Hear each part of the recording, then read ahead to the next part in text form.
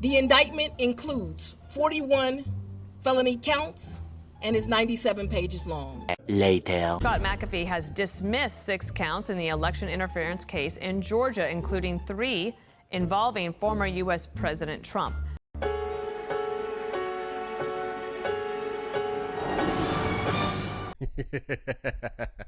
It's all falling apart, ladies and gentlemen. These folks, they thought they had won, but they're losing. Okay, they brought these fake behind charges against Trump out in Fulton County, Georgia.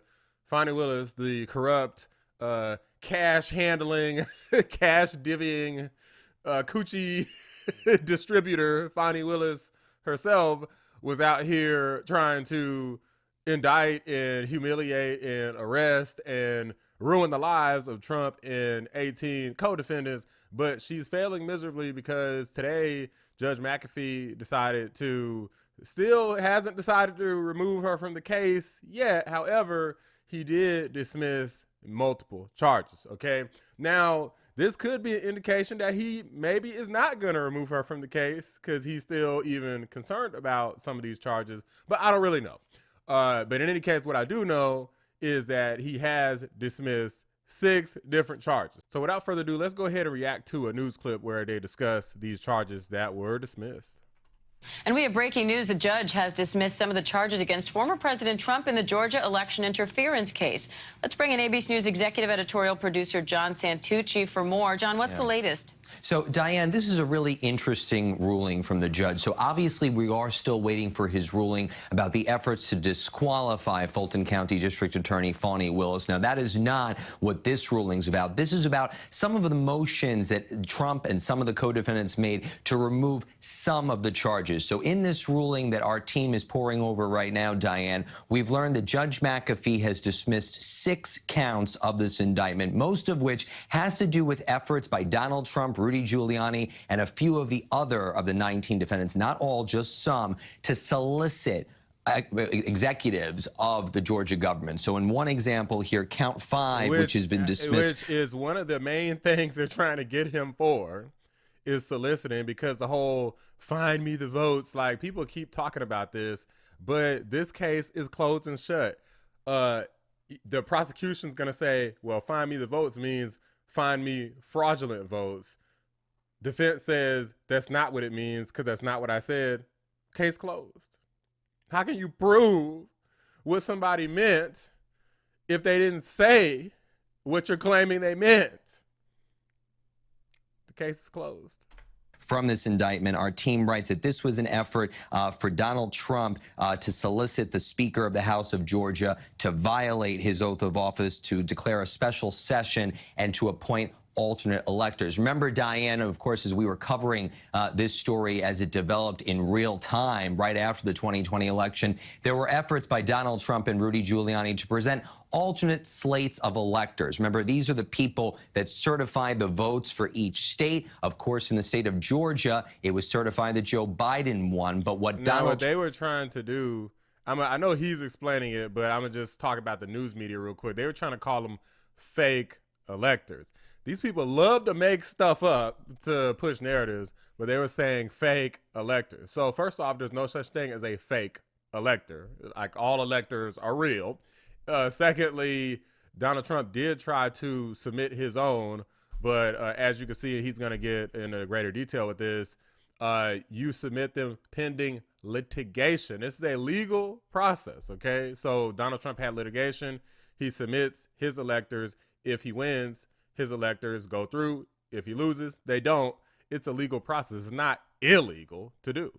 Trump and Rudy Giuliani and others, including former Chief of Staff Mark Meadows, were trying to do was to present an alternate slate, an alternate team, if you will, that would certify the vote for Donald Trump. And the efforts by Trump, Giuliani, and Meadows were lobbying state officials. Remember the phone calls that were made to Georgia Secretary of State Brad Raffensperger, the governor, others, trying to push them, saying, remember, fellas, I only need 11,000 votes. That was a part of this very broad RICO indictment brought by the Fulton County District Attorney's Office. So now that the whole thing goes away, but those are very significant charges. Those are like, that's literally like all that they really had. It's over.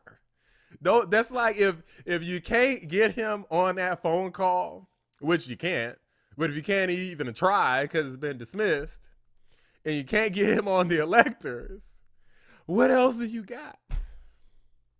Let's see what else they got to say. Maybe there's something I'm overlooking. According to the judge, they're no longer a part of this case as of now, Diane. So, John, what does this mean for the case against the former president? So it means we're still going, if you will, right? We haven't learned of any, case that's been dismissed. It means it basically gets pared down. Because remember, this was a very big indictment. This was over 100 pages that went through the actions of all 19 and other unindicted co-conspirators that were not indicted as part of the case. So what it means is that we're still going, but we're just not as wide of a lens. It's getting a little narrowed. Now, obviously, the question everybody is waiting on is what happens to the DA, because the hearings that we went through over the last several weeks, Diane, were the efforts to remove Fulton County District Attorney Fani Willis and her deputy Nathan Wade. That is not a part of Judge McAfee's ruling this morning. We do know the judge has said both privately and publicly in a radio interview he gave in just the last couple of days, he is going to stick to his self-imposed deadline of 2 weeks. That could mean right now until Friday, we're in the hot zone for a ruling, Diane. The rise of the dictator-in-chief is coming. I'm kidding, guys, because it's like literally, so I do these videos. I get all of these comments about, you want a dictator in the office? I think I made a post about somebody saying something about bringing back slavery. I mean, guys,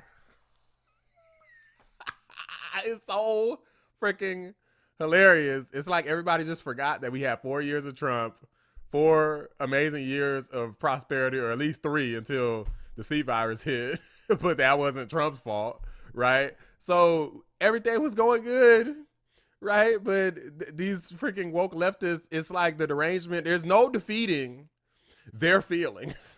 The only way we could defeat their feelings is to vote Trump back in office again, get all these freaking indictments removed, and make a freaking America great again. And even then they'll complain. They'll say like America's much worse. It's so much more xenophobic and so much more racist, even though you literally got black folks like me, Byron Donalds, Ben Carson, right? You got freaking non-blacks of Vivek Ramaswamy, Nikki Haley. She kind of look white, but she's not, she's Indian or whatever, right? So you got all of these people that's people of color, Candace Owens, they just ignore all of them. Just ignore, they must just be raccoons, sellouts. That's what they think, right? And all of these trumped up charges, no pun intended, and it's all falling apart. It's just not working. If anything, it's backfiring on crooked Fani Willis. She got in her feelings. She got arrogant. She got cocky. It's not working.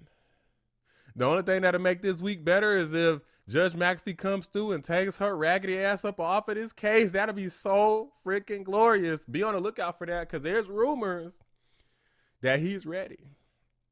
There's a lot of buzz going around. I've been seeing a lot of news coming out talking about they're going to do another hearing today.